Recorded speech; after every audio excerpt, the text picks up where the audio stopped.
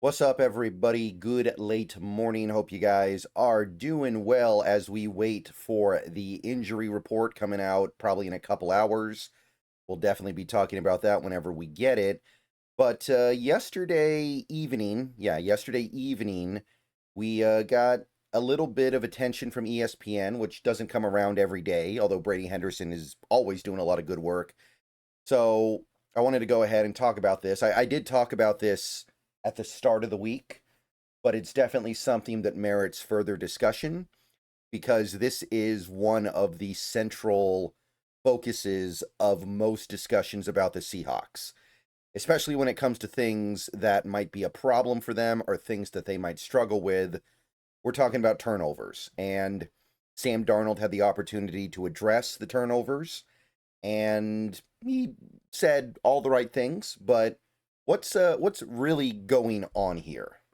All right, guys, let's take a minute so I can tell you guys about Sleeper. I'll tell you a little secret as well. It's more than just a platform for fantasy leagues. This year, millions of users have enjoyed playing fantasy sports on Sleeper, but there's so much more to it. You have live stats, real-time updates of all stats. You have a news feed with lightning fast updates on players and teams, and a real-time chat where you can engage with other users about plays, performances, games, all kinds of stuff during the sports season. So download Sleeper, experience it for yourself, and don't forget to use my promo code SBN to get up to a $100 match on your first deposit, and pair that with their new promo that will give you a free $20 entry, no deposit needed. So you can use both of those promos. Terms and conditions apply. See Sleeper's terms of use for details. Currently operational in over 25 states and going. So check out Sleeper today and use those promos. All right, so I'm not going to go through the whole article, of course, but it basically just discusses how the Seahawks lead the NFL in turnovers. They got 20 in 10 games. 14 of those turnovers come from Sam Darnold. Another 6 come from other players. Kobe Bryant has a fumble. I believe JSN had a fumble back in week 1. A couple others here and there, but most of the turnovers are, of course, on Darnold. Now, some of the turnovers that are on Darnold aren't really on Darnold. Like, he threw a pick that bounced off of an offensive lineman's helmet. He had a fumble on a botch snap because Oluwatimi didn't get the ball to him. Some of those can't really put too much of it on Darnold. And there are a couple others that come in basically garbage time. I'm really not in I'm really not a big fan of holding garbage time stuff against a quarterback. But what he gets down to here is when he's talking about the Rams game specifically, because the Rams game that stood out not just for the 4 interceptions, but how viscerally bad it was. This wasn't like the Cardinals game where he had 3 turnovers, but 2 of them were not his fault or flukes or both. And in this game, the 4 interceptions, it's just so, again, the word I use is visceral because he's thrown it right into coverage, right into double coverage, right to a defender, and you wonder what he was thinking. It's one of those, and it happens 4 times in a game. Darnold said he needed to do a better job of recognizing the Rams' shell coverage and moving on in his progressions, as opposed to locking onto 1 or 2 receivers. He credited Los Angeles for disguising certain defensive looks, just having a better understanding when the ball snapped of what coverage is and when a guy is going to come open and when he's not. When I say get stuck on a progression, I mean just seeing one side of the field and feeling like there's a chance that someone's going to get open over there rather than just moving on and clicking through my progression as I normally do. Now, Darnold has been pretty good at moving through his progressions this year. I do want to say that. But I would say that at the same time, he is a player that has a little bit of a history of locking onto guys. And even this year, when I do think he's been quite good at this, you could kind of say he's locking onto JSN, but that's because JSN is playing so well. I don't think it's been a big problem. But I do think there's a little bit going on here, first of all, of what Sam Darnold's always going to be a little bit more on the turnover side. And this is something that I think we as Seahawks fans feel because of who our previous quarterback was. Not the last one, but the one before him. That was a guy who did not turn the ball over hardly at all. But Darnold, he's been in the league a while now. We've watched him play football, meaningful football, for a decade in this league in some capacity. This is probably just kind of what he is. Like, you go back to, and I don't want to hold his early career stuff too much against him, but you look at the Jets, he averaged more than one interception a game. In Carolina, he averaged about an interception per start. Minnesota was the one year where, okay, the interceptions were down a little bit, but they weren't like an Aaron Rodgers level of interceptions being down. He still threw 12. So there was some stuff going on there with the turnovers. Now, San Fran, he only started one game, so we don't care about that. He threw one interception in one start. That doesn't really mean anything. And so far in Seattle, 10 starts, 10 interceptions. So this doesn't even include fumbles, by the way.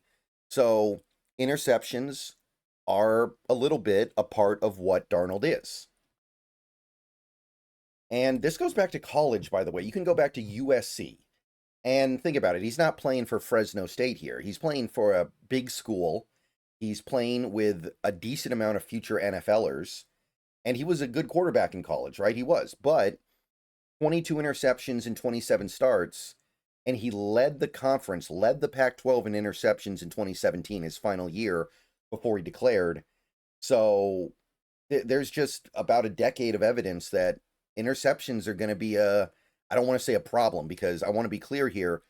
Interceptions don't really have to be that big of a problem as long as you're doing other things. But there's a trend of him being an interception happy guy. What I will say, when he was at USC these 2 years, he didn't necessarily have the greatest receivers in the world. 2016, he had Juju Smith-Schuster, which obviously that's great. But then 2017, he actually didn't have a lot to work with because he lost Juju, and he also lost Ronald Jones in the backfield. And the only really high-profile receiver he had was Michael Pittman, and that was before Pittman broke out. So it wasn't exactly the greatest supporting cast, and Darnold was doing plenty enough outside of the turnovers to justify some of the hype around him and justify being a good quarterback. But my point is, number one, as long as Sam Darnold is the guy in Seattle, I think that interceptions and just turnovers in general are going to be part of the experience, and that's okay. Or at the very least, it can be okay. And I know we're not necessarily used to it. I mean, this is the list of all-time lowest interception percentage players in the history of this league. The lowest interception percentages, which is just the percentage of your attempts, your passing attempts that are intercepted. Our former franchise quarterback, the guy who was our starting quarterback for 10 years, is 10th on this list. 1.9. And of that 1.9, I think a pretty decent chunk of it comes from his post-Seattle exploits. So if you only looked at the Seattle part of his career, he'd probably be a little bit higher. He'd probably be in the 1.7 range. Probably somewhere in the top 5, actually. So we're used to it, but here's the thing. We saw a quarterback in Russell Wilson that did not turn the ball over very much. But what was the cost of that? And this is where I say, yeah, definitely try to get the interceptions cleaned up. I like that he's talking about the fact that he needs to go through his progressions, not get stuck on one receiver. But don't let it turn into a thing where you completely flip it.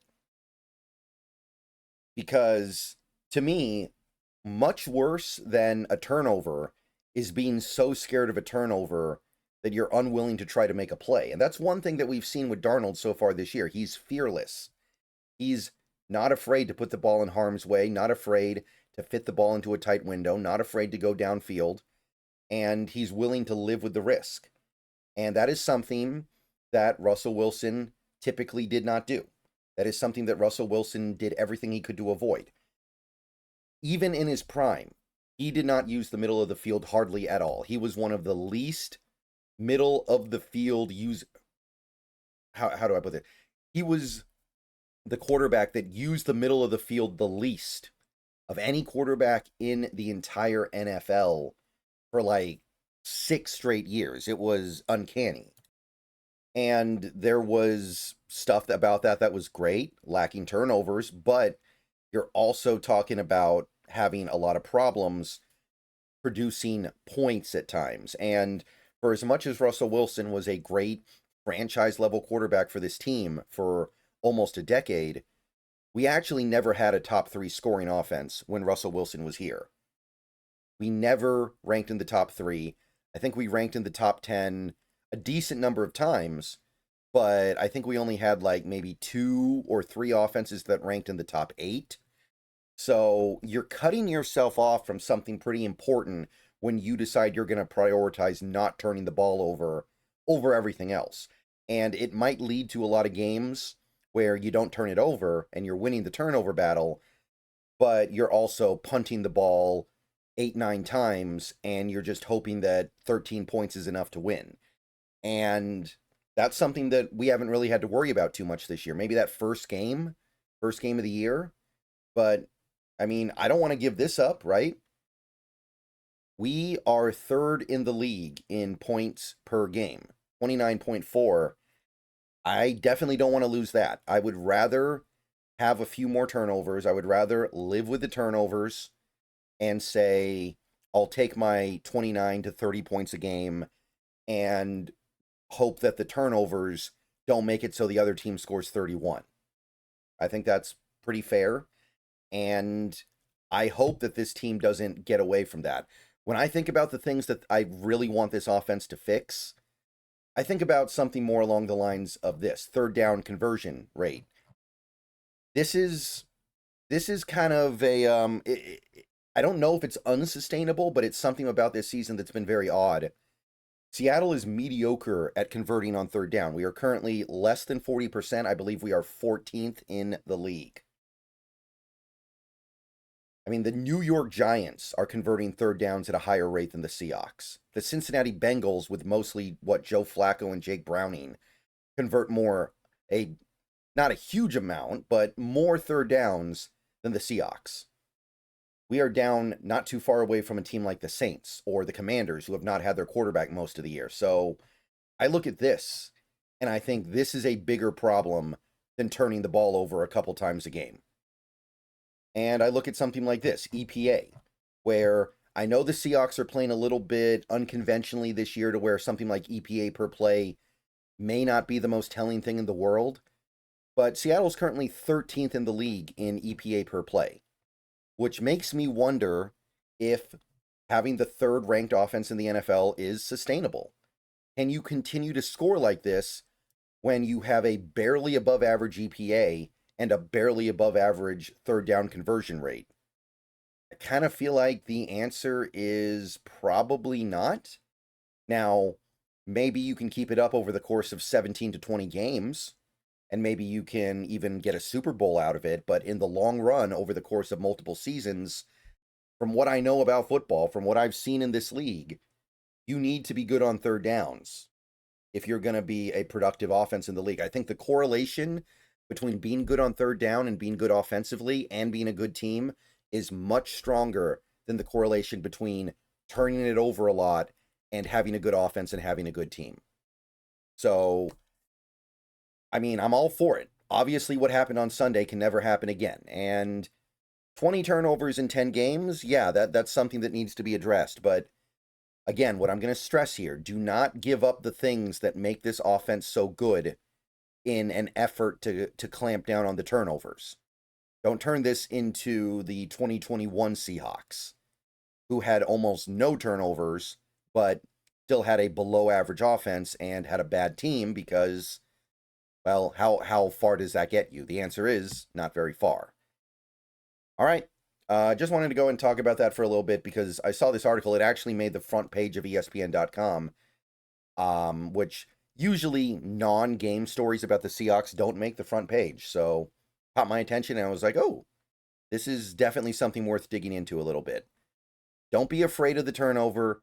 Do what you can to play as perfectly as you can at all times, of course. But I'm going to say it again. Darnold has been a very good quarterback this year, and this offense has been excellent, turnovers or not. So focus more on the third down stuff, and I think this team will be better for it. All right, see you guys later. Go Hawks. More videos coming soon.